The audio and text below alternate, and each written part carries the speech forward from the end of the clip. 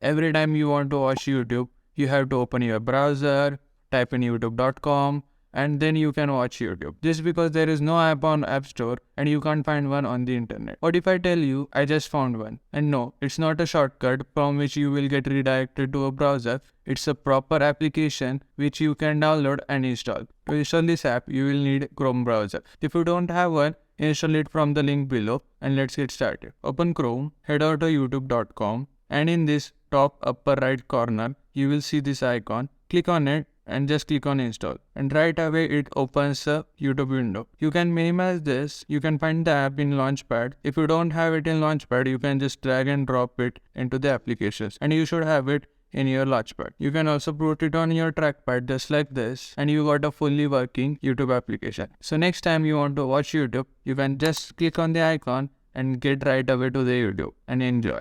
And that was it for the video. You can watch my video on how to use your smartphone as a mouse on your MacBook, or you can watch a video about ChatGPT here. And if you love my videos, you can just subscribe.